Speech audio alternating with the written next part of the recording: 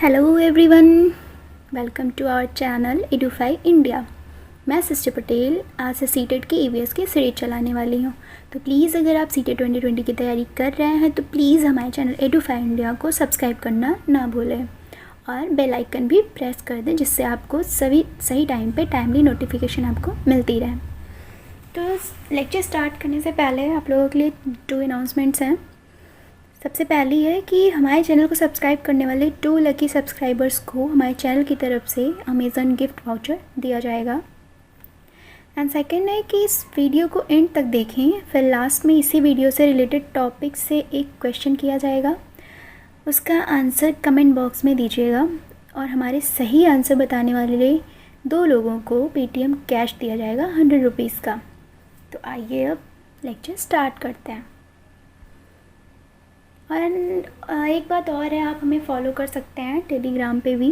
अगर free PDF notes video चाहिए तो फिर आप हमें टेलीग्राम पे भी फॉलो कर सकते हैं। लिंक आपको डिस्क्रिप्शन बॉक्स में मिल जाएगी। लेक्चर स्टार्ट करने से पहले मैं आपको कुछ इंट्रो करा देती हूँ इस सीरीज़ के बारे में। सबसे पहला है कि आपको इस सीरीज़ में आगे एनसीईआरटी ईवीएस की क्लास 3rd to 5th की चैप्टर वाइज समरी मिलेगी। एंड सेकेंड है पेडागॉजी कंटेंट मिलेगा ईवीएस का, एंड एनसीएफ 2005 भी आपका क्लियर किया जाएगा। एंड थर्ड है कि previous year all question papers जितने भी अब तक ईवीएस के हैं पेपर 1 के, वो पेडागॉजी क्वेश्चन के साथ आपको पूरा कराया जाएगा, सॉल्व कराया जाएगा इस सीरीज़ में आगे। तो आइए आज का लेक्चर स्टार्ट करते हैं। सबसे पहले मैं आपको बता देती हूँ कि एनसीईआरटी के चैप्टर स्टार्ट करने से पहले आपको कुछ चीज़ें जान लेनी बहुत ज़रूरी है। जैसे बहुत क्वेश्चंस पूछे जाते हैं, अक्सर कभी ना कभी क्वेश्चन पूछ लिया जाता है कि ईवीएस की थीम्स क्या है। तो आपको मैं यहाँ पे थीम्स ऑफ ईवीएस बताने वाली हूँ। 6 टाइप की थीम्स हैं हमारे ईवीएस की। सबसे पहली है फैमिली, सेकंड है फूड, थर्ड है वाटर, एंड फोर्थ है ट्रैवल, एंड फिफ्थ है शेल्टर, एंड सिक्स्थ है things we make and do.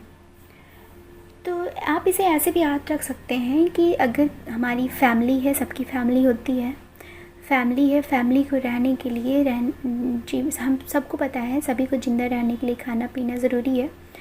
तो हम फूड हो गया सेकंड हमारा, और खाना खाएंगे तो पानी पीना ही पीना है, वाटर हो गया। उसके बाद फिर खाना पीना हो गया, फिर हमारा घूमने का मन किया, टहलने का मन किया, तो वो हो गया ट्रैवल। अब ट्रैवल अगर इंसान कर रहा है तो उसे कहीं ना कहीं तो शेल्टर लेना ही पड़ेगा, उसे कहीं ना कहीं तो रुकना ही है। तो शेल्टर लेने के लिए हमें कहीं ना कहीं रुकना है, तो उसके लिए शेल्टर चाहिए। तो हमारी 5th थीम हो गई शेल्टर। उसके बाद फिर हो गया कि हम बोर हो रहे हैं या फिर कुछ भी हो शेल्टर पे, मतलब घर में पड़े पड़े बोर हो रहे हैं, तो हमें कुछ ना कुछ चीज़ें बनानी है, कोई चीज़ करनी है जिसमें हमारा इंटरेस्ट हो। तो उसके लिए है हमारा next theme things we make and do. तो पहली theme family, second food, third water, fourth travel, fifth shelter, sixth है things we make and do. Themes के बाद आपकी कभी कभी क्वेश्चंस में आपके पूछ लेता है कि सब थीम्स क्या हैं। ज़्यादा इम्पोर्टेंट फैमिली की ही सब थीम्स हैं और किसी के सब थीम्स उतनी इम्पोर्टेंट नहीं है, इम्पोर्टेंट फैमिली की ही हैं। तो यहाँ पे मैं आपको फैमिली की सब थीम्स बताऊँगी, क्योंकि कभी कभी क्वेश्चन में क्या करता है कि सब थीम्स दे देगा, चारों ऑप्शन में से एक थीम्स रहेगी। तो जब आपको सब थीम्स पता होंगी तो आप उसको एलिमिनेट करके थीम्स जो उसने पूछा है आप उसको आसानी से चूज़ कर सकते हैं। तो सब थीम्स ऑफ फैमिली में है पहला रिलेशनशिप, जिसमें बताया गया है कि फादर मदर ब्रदर सिस्टर्स कैसे रिलेशनशिप्स होते हैं, कैसे किसका कैसे क्या कनेक्शन होता है, तो ये चीज़ें बताई गई हैं। फिर है वर्क एंड प्ले, जो चीज़ें हम करते हैं, जो काम किया जाता है, एंड जो गेम हम खेलते हैं, वो सब चीज़ें बताई गई हैं। एंड थर्ड है प्लांट्स के बारे में बताया गया है। फोर्थ है एनिमल्स। तो आप ये सब थीम्स याद कर लीजिएगा, बहुत ज़्यादा ध्यान देने की ज़रूरत नहीं है, मतलब फिर भी ऐसे कंसेप्ट क्लियर रहेगा आपका तो ज़्यादा बेटर रहेगा। इस वजह से सब थीम्स ऑफ फैमिली ज़्यादा इम्पॉर्टेंट नहीं है, पर कभी कभी पूछ सकता है, इसलिए आप जानते रहिए। आते हैं आज के अपने एनसीईआरटी के चैप्टर 1 पे। एनसीईआरटी में एक चैप्टर है फूड्स वी ईट। उसमें दिया है, जो एक चीज़ और मैं बता दूं कि एनसीईआरटी के सारे चैप्टर्स में नहीं कराने वाले, जो जो इम्पॉर्टेंट चैप्टर्स हैं उनमें से इम्पॉर्टेंट कंटेंट निकाल के मैं आपको वो आपके सामने प्रेजेंट करूँगी। तो उसमें एक चैप्टर है फूड्स वी ईट। तो उसमें है कि हांगकांग में लोग सांप खाना ज़्यादा पसंद करते हैं। तो उसमें है कि उस सांप की डिश जो बनती है वो स्नेक डिश, उसे किस नाम से जानते हैं? उसका नाम है लिंग हू फेन। तो आपको ये चीज़ें ध्यान में रखनी है कि लिंग हू फेन ये किसे कहते हैं। आपसे क्वेश्चन पूछ लेगा कि लिंग हू फेन स्नेक डिश या फिर अदर डिश, ऐसे 4 ऑप्शन दे देगा, आपको उसमें से पहचानना रहेगा, नहीं तो मैच करने के लिए दे देगा। वो कैसे भी क्वेश्चन पूछ सकता है, बस आपको ये ध्यान रखना होगा कि लिंग हू फेन किसे कहते हैं। एक स्नेक डिश है हांगकांग में। एंड सेकंड है in Kashmir the fish is cooked in mustard oil. एक चीज़ और ध्यान देने वाली है कि कश्मीर में जो फ़िश है वो मस्टर्ड ऑयल में कुक की जाती है, और in Goa the fish is cooked in coconut oil, क्योंकि गोवा में कोकोनट ज़्यादा होता है तो इस वजह से वहाँ पे फ़िश कोकोनट ऑयल में कुक की जाती है। तो आपको ये क्वेश्चन ऐसे मैच द फॉलोइंग करके दे सकता है कि मस्टर्ड ऑयल में फ़िश कुक की जाती है। अब आपको ऑप्शन दे दिया कश्मीर, गोवा, तो आपको वहाँ पे जब चीज़ें आपकी क्लियर रहेंगी तो आप वहाँ पे आराम से उसे मैच कर सकते हैं। तो ये ध्यान दीजिएगा, कश्मीर में मस्टर्ड ऑयल में एंड गोवा में कोकोनट ऑयल में। And in Kerala the people eat boiled tapioca with any करी मेड यूजिंग कोकोनट। तो इसमें ध्यान देने वाली चीज़ है कि टैपियोका किसे कहते हैं? वो अपने यहाँ जो नॉर्मली हम लोग साबूदाना बोलते हैं उसी को टैपियोका कहते हैं। तो केरल में लोग उसे बॉयल करके खाते हैं। तो आपसे क्वेश्चन पूछ सकता है कि बॉयल्ड टैपियोका कहाँ पे खाया जाता है? तो केरला, और किसके साथ? तो करी जो कोकोनट की बनी हुई थी, कोकोनट से मिलके बनी हुई होती है। तो मैं आपको बस चैप्टर की एक चीज़ दिखा दूँ जहाँ से मैंने ये कंटेंट लिया है। ये चीज़ें देखिए, यहाँ पे कुछ बच्चे हैं जो डिस्कशन कर रहे हैं। ली चेन है, वो हांगकांग में रहती है, तो वो उसने लिंग हू फेन के बारे में बताया है। और जूनी है तो वो कश्मीर में और गोवा में वो फ़िश के बारे में बताती है कि कहाँ पे किस ऑयल में कुक की जाती है। और थॉमस है तो वो बताता है कि केरला में हमारे जो टैपियोका है वो ग्रो करता है, बहुत टॉल ट्री होता है, सबके कोर्टयार्ड में ग्रो करता है, बहुत ज़्यादा ही मतलब होता है वहाँ पे। तो वहाँ पे लोग उसे बॉयल करके खाना पसंद करते हैं। आते हैं अपने नेक्स्ट चैप्टर पे। एनसीईआरटी में एक चैप्टर है फ्लाइंग हाई। तो फ्लाइंग हाई में डिफरेंट काइंड ऑफ बर्ड्स के बारे में बताया गया है। तो उसमें से मैंने कुछ कंटेंट जो मुझे लगा कि हाँ ये इम्पोर्टेंट है, और वो पिछली बार सीटेट 2019 में दिसंबर में पूछा भी है।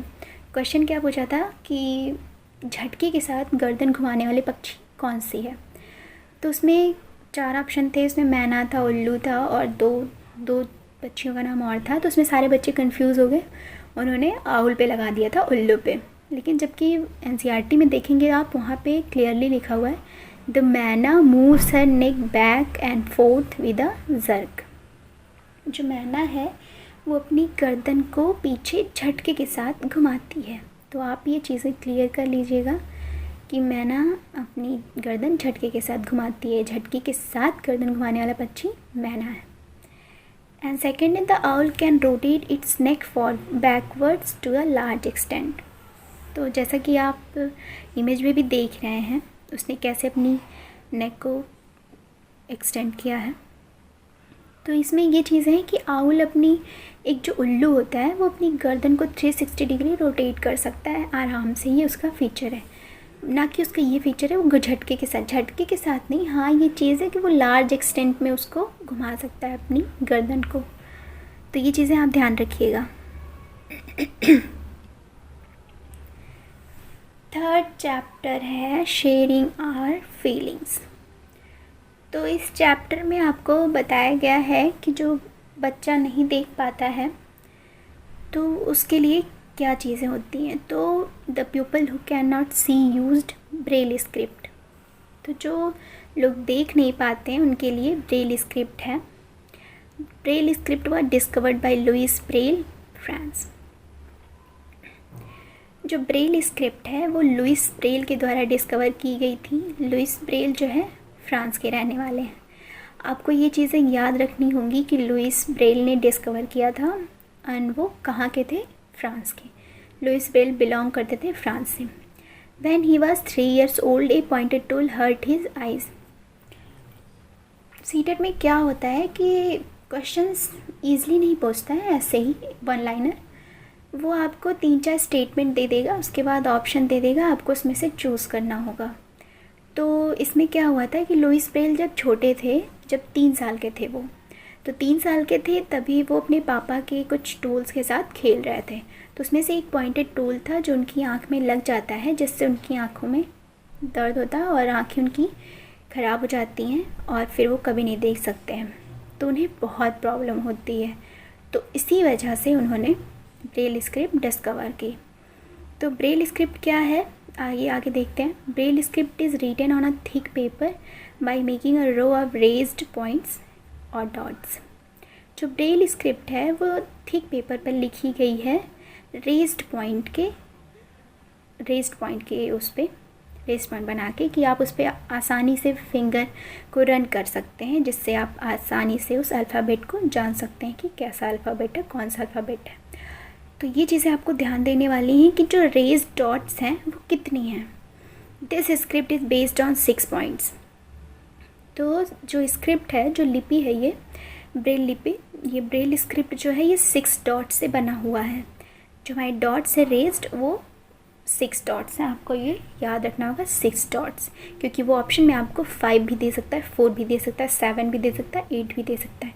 तो अगर आपको चीज़ें क्लियर रहेंगी तो आप उसको आसानी से चूज़ कर सकेंगे। This script is read by running the fingers on the raised dot. जैसा कि आपको नीचे दिख रहा है ब्रेल स्क्रिप्ट, मैंने ये इमेज उसको लगाया हुआ है, आप देख लीजिए। इसमें आसानी से आप देख सकेंगे 6 डॉट्स हैं हर लेटर के नीचे, रेज करके आप उस पर रेज डॉट है, आप उस पर अपनी फिंगर को रन करा के चीज़ें जान सकते हैं, अल्फ़ाबेट को जान सकते हैं। तो आइए अब आज का क्वेश्चन है, Louis Braille discovered the Braille script. He belonged from France. When he 5 years old, a pointed tool hurt his eyes. This script based on 5 dots. इसमें से आपको करेक्ट स्टेटमेंट चूज़ करनी है। करेक्ट स्टेटमेंट चूज़ करके फिर आप उसके हिसाब से अपना आंसर दीजिएगा। और बाकी आप हमें हमारे सोशल प्लेटफॉर्म पे फॉलो कर सकते हैं, टेलीग्राम पे फ्री PDF नोट्स आदि के लिए। तो ठीक है, फिर आप क्वेश्चन का आंसर कमेंट बॉक्स में दीजिएगा और पेटीएम कैश जीतने का मौका पाएंगे। तो प्लीज़ इस चैनल को अगर आपने सब्सक्राइब नहीं किया है तो प्लीज़ इसे सब्सक्राइब करना ना भूलें। Thank you.